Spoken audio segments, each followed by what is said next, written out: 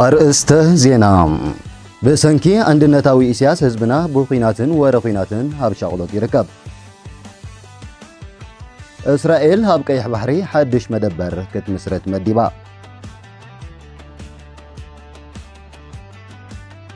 عقر ندادي ناب عداغا خمزوت أهقراوي إيجنسي ساعات أفليتهم زي خبر سلامتنا تقبلوا هاب كل خرنعات علمكم فنوانا أمكتال تركبوا زي خبركم تعذبتنا نقلومي زي تدالو زيناتات زغروا لكم حابين تخليه نمكتالكم بخبري نمسقنا نابزر زر زينا خنسقر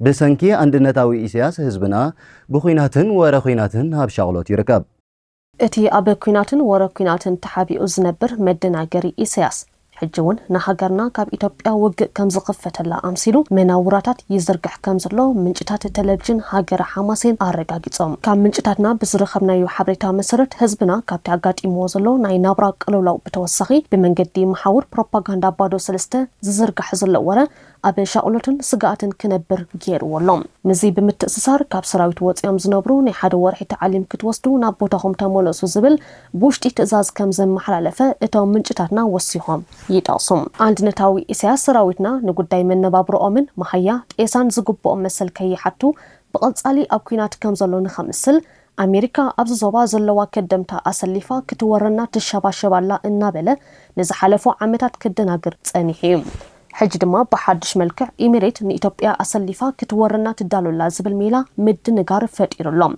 نسراويتنا بزي أخول كرم مكبي كدان مدهانيت أبرخاتات أسفيرو كام محبراوي هيواتون حدارون تنتسيلو كرتت يبولو اللوم عندنا تاوي إسياس أبز حلفة كلت عمتات إثيوبيا نمدحان أبكوينات تقرأي زسوو أمسراويتنا بزعبا مسواتهم نبيتا صبام كساب حجي كي نقرأ ولدي دهاي دقوم تسويروام أبقواهي أبزلولو ساعات حجون قال نايكوينات ورمي هزو هزبي يدن أقرالهم كابزي بتوسخي إزي حصاون متاللن إسياس أبز حلفة 4 عامتات مسحوحات استخايدو كوينات كمي كمزنبر قمقام يقبر نزبالو أزستي سراويتنا أصير وميوم جنرال فيليب أصون قمقام كقبر مستم أزستي سراويت تسمامي كاتباحيلو تأصير منبارو من جتاتنا أرقاقيت أميم هاجرنا أب علم إتا أنكو نايدقنا يوشت انسقات زي بالله هاجريا إتان أب قدونا زنبرا هاجراتون بمولا انت بتاتينا يركبا إتان 3 عامتات أنصار للونتنا ناتنتنا استواقعتنا إثيوبياون أبي شحن شعتا 291 تقالي هزباو قنبار حنصابن حوارون سقات نابزي تخون له درجة أوريدو وايم عندنا تاوي إسياسكن إثيوبيا بواقع هزبنان سراويتنان تنفاس سوخيعة داقماي حيالن ستمتن كتكون كيسلكي قصرح تانيحيهم انتخوانا إثيوبيا كفتح زي يقل حسرت زحرس لموع مريت دركي حدحداوي ججت أمونغو فانو ناي أمحارا عدوق أونك ناي أورمو عدوغن بلتقنا أورمو حوحات صوماليا وقادين كالوت كابيلاتاتن انداتاتن ننبعلوم انداتبالعو أمناي وشت أو كينات تشميمات تحمزلا هاجريام سالفي بلتقنا يترفدوني إرتا كورر تاكتما أدي سابان كابيان كاب عدوات حيلتات فانون أونغن كوحس أبزيك إلالو درجة بزيحي ركاب سراويتو كابز بزح كلات أورميان أمحران سيحبو أبقلا عبيتي كتماتات راي عسكيرو يركب علما عندنا تاوي إسياس ورتك كويناتن ورا كويناتن كمزلو أمسلكا قد أباون بهلاون تكالات هاجرنا عنيخا أموداتا نهاجرنا ناب إثيوبيا نمحواسيوم عندنا تاوي إسياس إثيوبيا هيا الحجر كتكون كمزدلي تحبيرهم لوخ عندنا تاوي إسياس سيراك كفلة أبز قواروك على محتت بزعبا مزعي عدلنا إثيوبيا أزي كمز شاولو بمقلات إثيوبيا لبا مرحية بلان كبل يمارر سيراك نتان 3 عامتات أنصار للونتنا ناتنتنا استواقعتنا إثيوبيا مرحتا كتبتاتن ولا يسرح مبر إسياسكن إثيوبيا حادت أرنف منقست التخيلة حيالا ستمتن هاجر كتكون زي كيار مرقات يوم مخانيو زردم أنا إثيوبيا لبام مرعي مزيو خبر زخيل تتصبق نقرنا إثيوبيا نتايو بوغن إيرترا بمنقس إيرترا بزرداني حالة أمور زخونة سرعات نخولو أيسألينيو وسيخو دما كان محجز نبورو مرحتي إثيوبيا اتهاجر كم صومال كتبتاتن يسرحو كامز نبورو وقسوم عندنا تاوي إسياس أبز قبروك على متأيغاتن مجلسيتاتن مرحتي حوحات ني إثيوبيا بقبيلان بيهرن وديبهم أفري صما ቅድሚ ኩሉ ኣብ ኢትዮጵያ ኣብ ብሄራት ዝተሰረተ ፌደራላዊ ስርዓት ክፈርስ ኣለዎ እናበለ ክህውትት ከም ዝጸንሐ ይፍለጥ። ከም ኣካል ናይዚ ድማ ካብ ዝሓለፈ ዓመታት ኣትሒዙ ኣብ ጋዜጣ ሓዳስ ኤርትራ ሚኒስትሪ ዜና ብተደጋጋሚ ከውፅኦ ዝጸንሐ ሓበሬታ ነዚ ዘረጋግጽ እዩ። ቅድሚ 9 ወርሒ ኢትዮጵያ ሃገርን ሃገራውነትን ብዝብል ኣብ ዘውፅኦ መግለጽን ሓተታን ኢሳያስ ልዕሊ ኢትዮጵያውያን ንሓድነት ኢትዮጵያ ከም ዝሓልምን ከም ዝጭነቕን በቲ መርገፂኡ ድማ ባዕሎም ኢትዮጵያውያን ከይተረፉ ዝያዳ ከም ዝድነቑ መራሕቲ ኢትዮጵያ ግን ከፍርስዋላ ይብሉ ከም ዘለውን እዩ ዝገልጽ። ካድረታት እውን ቅድሚ ኩሉ ኢትዮጵያ ክትቀስንን ክትረግእን ቀዳማይ ዕላምኦም ምዃኑ ደጋጊሞም ዝዛረብሉ ጉዳይ እዩ። ጣሚዚ ገጥ ኢና ናህና ረብሓ ኢትዮጵያ ከም ዘይትበታተን ኢና ክንገብር ሕጂ እውን ምስ አብይ አሕመድ ካብቲ አውራ ዘሰሓሕቦም ዘሎ ጉዳይ አብይ ንኢትዮጵያ ኦሮሞ አምሓራ ትግራይ ሉ ከፋፊልዋ ዝብል ምዃኑ እቲ ክወፅእ ዝጸንሐ መግለጺታት የረድም። ኣብ 2021 ኢሳያስ ንአብይ ደጊፉ ናብ ኩናት ዝኣተወሉ አውራ ምኽንያት እውን ኢትዮጵያ ንምድሓን ከም ዝነበረ እዩ ዝጠቅስ። አንድነታዊ ኢሳያስ ካብ መጀመርታ ናብ ሜዳ ክወርድ እንከሎ ኣትሒዙ ቀዳማይ ዕላሙ ሃገርና ናብ ኢትዮጵያ ምሕዋስ ከም ዝነበረ ይፍለጥ። ኣብ 1978 ምስ ደርግን ህዝባዊ ግንባርን ኣብ ምብራቕ ጀርመን ዝተኻየደ ልዝብ ቀዳማይ ጸላይኡ ናይ ኣሜሪካ ሃጺነት ከም ዝኾነን ኣብ ኢትዮጵያ ስልጣን እንተረኺቡ ድማ ናጽነት ዝብል ግዲ ከም ዘይገብረሉን ምስቲ ጉዳይ ቅርበት ዝነበሮም ሰባትን ዝወፁ ሰነዳትን ይሕብሩ። ኣብ መወዳእታ ህዝባዊ ግንባር እናተዓወተ ምስ መጸ ድማ ምስ ሕወሓት ናይ ሓባር መንግስቲ ክምስረት ንሱ ናይ ኢትዮጵያ ፕሬዝደንት ክኸውን ላዕልን ታሕትን ይብል ከም ዝነበረ ዝፍለጥ እዩ። ብሰንኪ ናይ ሕወሓት ተቃውሞ ግን ክውን ከይኮነ ተሪፍ እዩ።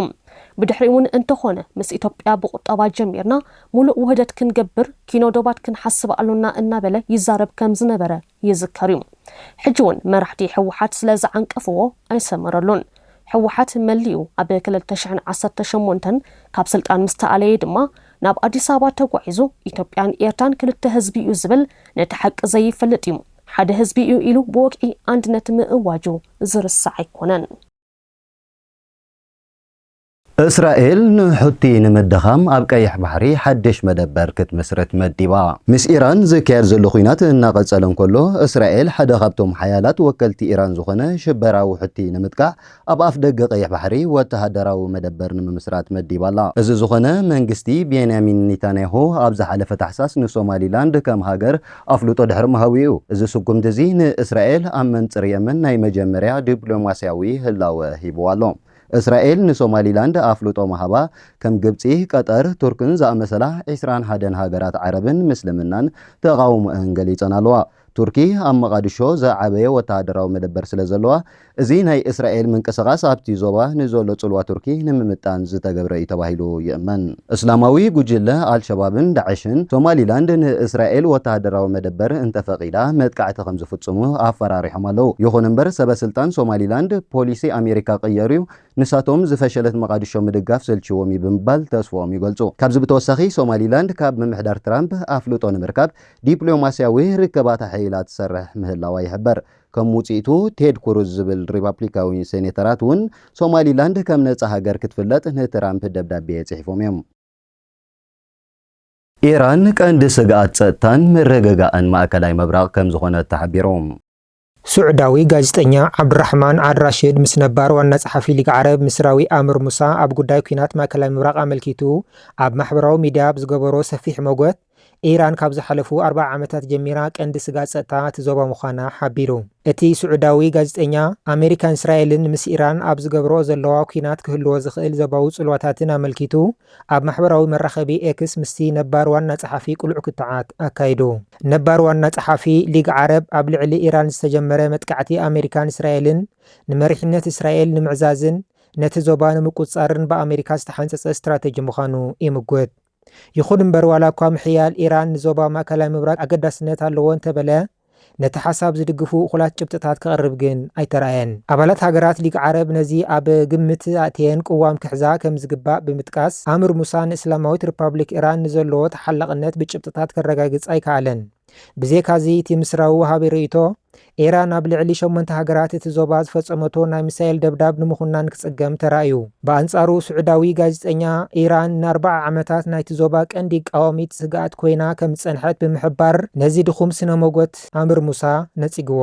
ብኣሜሪካን እስራኤልን ኣብ ልዕሊ ወታደራዊ ትካላት ኢራን ዝተፈጸመ መጥቃዕቲ ነቲ ኢራን ዘለዋ ናይ ሚሳኤላትን ድሮናትን ዓቕምታት ከምኡ እውን ብኢራን ዝምወሉ ምልሻታት ንምድኻም ዓብዪ ዕድል ምዃኑ እቲ ጋዜጠኛ ኣብ ዝገበሮ መጎት ኣብሪሁ። በዚ መሰረት እቲ ስዑዳዊ ጋዜጠኛ ኣብ ልዕሊ ኣምር ሙሳ ዘቕረቦ ነቐፌታ ካብ ብዙሓት ምሁራትን ጋዜጠኛታትን ናኣዳ ረኺቡ እዩ። ነቲ ኣምር ሙሳ ንኢራን ተሓሊቑ ዝፀሓፉ ሓሳብ ኣመልኪቶም ርእይቶ ዝሃቡ ሰባት ድማ ስነ መጎት ኣምር ሙሳ ነቲ ፖለቲካዊ ሃዋህው ኣብ ግምት ዘየእተዎ ምዃኑ ይሕብሩ። ብተወሳኺ እቲ ስነ መጎት ምስቲ ሃገሩ ምስሪ ኢራን ኣብ ልዕሊ ሃገራት ወሽመጥ ዝፈጥመቶ ደብዳብ ጸማም እዝኒ ዝሃበቶ ቅዋም ዝመሃሰል ምዃኑ ገለ ወሃብቲ ርእይቶ ሓቢሮም። እቶም ወሃብቲ ርእይቶ ምስሪ ኣብ ልዕሊ ሃገራት ዓረብ ንዝተፈጸመ ደብዳብ ሚሳኤላት ኣመልኪታ ንዘርኣያቶ ሸለልትነት ኮኒኖም። በዚ መሰረት ኣምር ሙሳ ካብ ስዑዳዊ ጋዜጠኛን ካብ ካልኦት ወሃብቲ ርእይቶን ንዝተዋሃብዎ ተረርቲ ተቃውሞታት ግብረ በልስን ምሃብ ፈቲኑ። ሙሳ ነቲ ኣብ ልዕሊ ኢራን ዝተፈጸመ ደብዳብ ኣመልኪቱ ቅዋሙ ክገልጽ እንከሎ እቲ መጥቃዕቲ ልዕልነት እስራኤል ብምሕያል ኣብቲ ዞባ ዘለዋ ጂኦ ፖለቲካዊ ረብሓ ንምውሓስ ብኣሜሪካ ዝተሓንጸጸ ስትራቴጂ እዩ ካብ ማለት ካልእ ተወሳኺ ጭብቲ ክቐርብ ኣይከኣለን። እስራኤል ኣብቲ ዞባ ዘላ ቀንዲ መሻርክቲ ኣሜሪካ ምዃና እውን ኣምር ሙሳ ወሲኹ ሓቢሩ። በአንጻሩ ጋዜጠኛ ዓብድራሕማን አራሺድ ኣብ ናይ ኤክስ ገጹ ኣብ ዘስፈሮ ጽሑፍ ኢራን ኣብ ልዕሊ 8 ሃገራት ናይ ሚሳኤል ደብዳባት ብምክያድን ኣብቲ ዞባ ንምልሻሻት ብምዕጣቕን ንዒራቅ፣ ንሊባኖስ፣ ንየመንን ንሶርያን ቀዋቢ ናይ ጸጥታ ስጋኣት ምዃና የረድእ።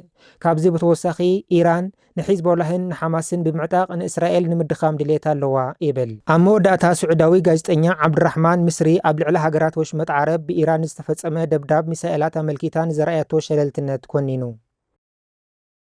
ኣህጉራዊ ኤጀንሲ ጸዓት ሕጽረት ነዳዲ ንምፍታሕ ካብ ዕቑር ነዳዲ ናብ ዕዳጋ ከም ዘውፅእ ተሓቢሮም። ብሰንኪ ኣብ ማእከላይ ምብራቕ ዝቕጽል ዘሎ ቁልውላው ዝተፈጸረ ሕጽረት ነዳዲ ንምፍታሕ ኣህጉራዊ ኤጀንሲ ካብ ዕቑር ነዳዲ ናብ ዕዳጋ ከም ዘውፅእ ተሓቢሮም። እቲ ኤጀንሲ ትማሊ ከም ዝገለጾ ብሰንኪ እቲ ኩናት ተፈጺሩ ዘሎ ሕጽረት ነዳዲ ንምፍታሕ ኣስታት 400 ሚልዮን በርሚል ነዳዲ ናብ ዕዳጋ ከም ዘውፅእ ኣፍሊጦም። እቲ ኤጀንሲ ቅድሚ ሕጂ ሩስያ ኣብ ልዕሊ ዩክሬን ኩናት ኣብ ዝኸፈተትሉ እዋን እውን ተመሳሳሊ ስጉምቲ ወሲዱ ምንባሩ ዝዝከር ኮይኑ ኣብቲ እዋን ድማ ኣስታት 200 ሚልዮን በርሚል ነዳዲ ናብ ዕዳጋ ክውዕል ገይሩ ነይሩ እዩ። እቲ ኤጀንሲ ኣብዚ ሕጂ እዋን ነዚ ተፈጢሩ ዘሎ ሕጽረት ንምምላእ ናብ ዕዳጋ ዘውፅኦ ዘሎ መጠን ነዳዲ ኣብ ታሪኹ እቲ ዝዓበየ እዩ። ዳይሬክተር እቲ ኤጀንሲ ዝኾነ ፋቲሕ ብሮል ከም ዝገለጾ እዚ ዘጋጥመና ዘሎ ውድሆታት ዕዳጋ ነዳዲ ተራእዩ ዘይፈልጥ እዩ። ስለዚ ኣባላት ሃገራት ኣህጉራዊ ኤጀንሲ ጸዓት ተራእዩ ብዘይፈልጥ መልክዑ ህጹጽ ሓባራዊ ስጉምቲ ወሲደን ግብረ መልሲ ብምሃበን ኣዝየ ሕጉስ እየ ክብል ገሊጹ። እዚ ስጉምቲ ብሰንኪ ግጭት ማእከላይ ምብራቕ ሃገራት ኣብ ቁጠባ ዓለም ዘሎ ቁልውላው ዘለዎን ስጋኣት ዘርኢ ስጉምቲ እዩ። ኣብዚ ሕጂ እዋን ብመስመር መጻቡ ሆርሙዝ ዝሓልፉ ናይ ነዳዲ ታንከራት ብሰንኪ ኢራን ትወስዶ ዘላ መጥቃዕቲ ጠጠው ኢሉ ዝርከብ ኮይኑ እዚ መስመር ድማ ካብ 20 ክሳብ 30 ሚእታዊ ትቀረብ ነዳዲ ዓለምና ዝሽፍን መስመር እዩ።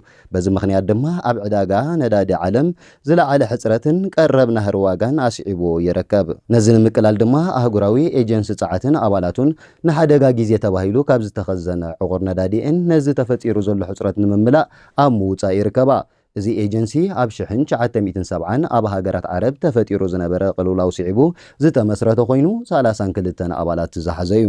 ካብዚ ብተወሳኺ እዚ ኤጀንሲ ከምዚ ዓይነት ሓደጋታት ክፍጠሩን ሕጽረትን ንምሽፋን ዝኾነ ፍርያት ነዳዲ ንምቕራብ ዓሊሙ ዝተመስረተ ኮይኑ ኣብ ታሪኹ ድማ ን50 ግዜ ከምዚ ዓይነት ስጉምቲ ይወስድ ምህላው ይሕበር።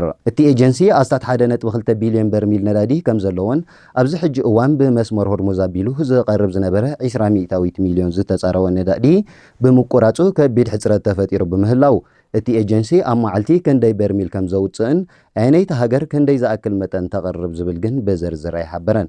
እዚ ከምዚ ኢሉ እንከሎ ካብተን ኣባላት እቲ ኤጀንሲ ዝኾና ጃፓን ኣቐዲማ ምሃብ ከም ትጀምር ቀዳማይ ሚኒስተር እታ ሃገር ሳኔ ታካቺ ኣፍሊጡሎም። ጃፓን ካብተን ዝለዓለ መጠን ነዳዲአን ካብ ሃገራት ማእከላይ ምብራቕ ዝዕድጋ ሃገራት ሓንቲ ኮይና ነዚ ስዒቡ ድማ ካብ ዝነበረ ዕቑር ነዳዲ ንምሃብ ከም ዝወሰነት ኣፍሊጣላ። ካብዚ ብተወሳኺ ካልኦት ኣባላት ሃገራት እቲ ኤጀንሲ እውን ብውሳነአን መሰረት ንምሃብ ኣብ ምድላው ከም ዝርከባ ጸብጻብ ፋይናንሻል ታይምስ የረድእ።